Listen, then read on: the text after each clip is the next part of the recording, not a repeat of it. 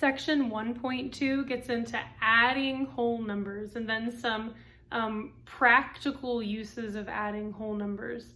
So what we're going to do is just examine some phrases, some key terms that when we hear them, we know we're going to be adding. So we have increased by. So if we say 3 increased by 9, that's basically saying that you're adding 3 and 9. Or 3 plus 9. That also is adding. 3 added to 9. Again, that's pretty self-explanatory. 3 more than 9. So that means you're starting at 9 and you're going 3 more than it. So you're adding 3 to 9. Or what is the total of 3 and 9? Or the sum of 3 and 9. So when we hear the word total or the word sum, that means we're taking two numbers and we're adding them together. And what's the answer? So sum is the answer of addition. And that's what we'll be hearing some different terms, just like the difference is the answer of subtraction, or the quotient is the answer of division.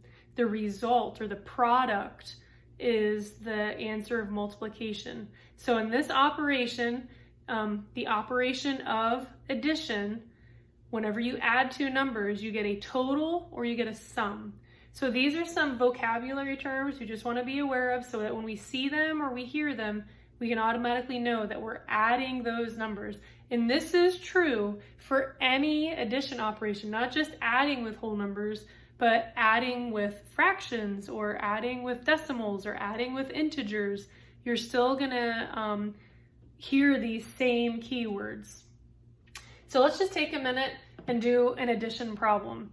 So this is a vertical setup. You'll see them in your book, maybe horizontally. So it'll have, 1, 2, 3, 4 plus, and then 7, 8, 9, and it's just kind of written all on one line.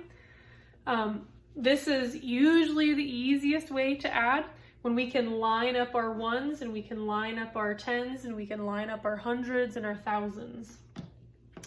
So we're gonna go ahead and take a minute to add these.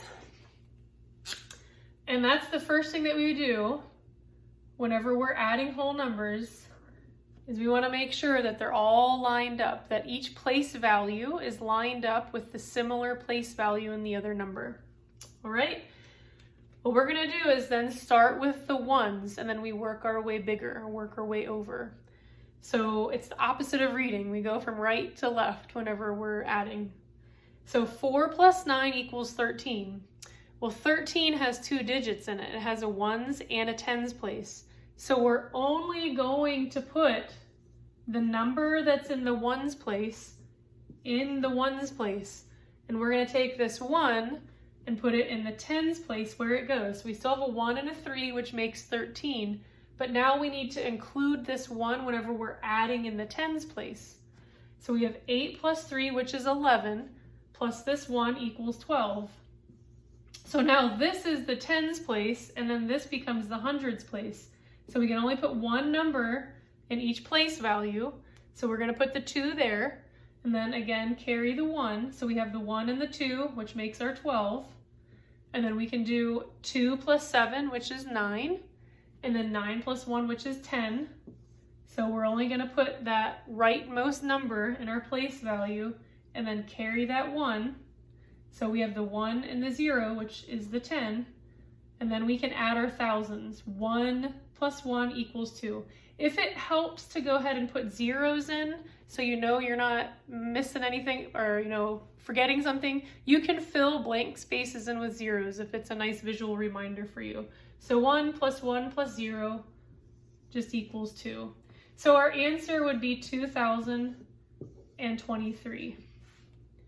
So this is just a nice little example of remembering how we carry the 1. Sometimes it could be a 2 or a 3, as we'll see in a later section when we get into multiplication.